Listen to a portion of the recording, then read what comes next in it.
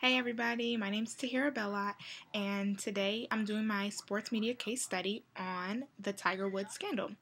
So, back in 2009 on Thanksgiving Day, the story broke that Tiger Woods was in a car accident right outside his house. He crashed his Escalade into a tree.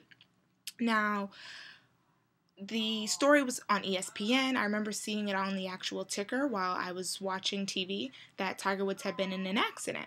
Well, once the story came out, it became more about him being more about what kind of person he was and the kind of husband he was rather than the injury sustained from said accident.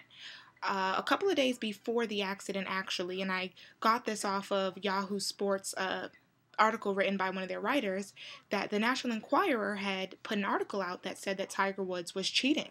And then after this accident happened, the story kind of took off even more. People were wondering why his wife had broke out the windows, back windows that is, with a golf club, and why him and his wife were being so vague with the Florida Highway Patrol and authorities about what actually happened.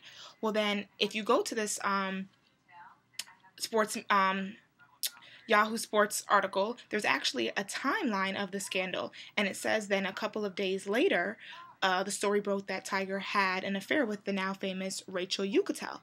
Well, that's when the story for me really evolved into more than what it originally was. It became more about Tiger and his maybe prescription drug problems with Ambien and such, and about his philandering, womanizing ways, as opposed to the injuries that he sustained from this accident.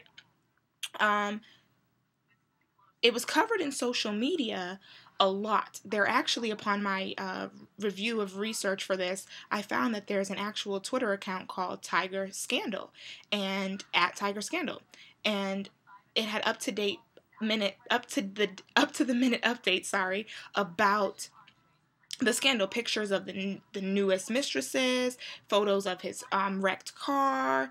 It became big. Celebrities were tweeting about it. Big time celebrities were tweeting their opinions about Tiger and his ways, or the media scrutinizing him for this. He lost a lot of endorsements, one being Gillette and another being Gatorade, for example, because of this. And I would say this is the significance in the way that social media has influenced the coverage of the story in the mainstream media. It became so big that they couldn't ignore it. In other words, Gillette and Gatorade had to think about, do they want this person who people have such this public backlash about being the face of their company and their product? Not to mention, Tiger had to do a press conference. I mean, in the middle of the day, stop what you're doing. I'm doing a press conference to apologize to my wife and my fans and the organization as a whole, golf organization, for his ways. And last I checked, that was his personal life. I actually live here in Orlando, Florida, and I do follow the Orlando Sentinel. And I was getting up to the minute updates on my Orlando Sentinel tweets.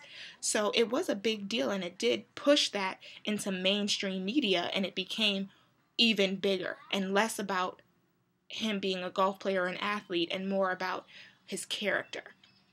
Thank you.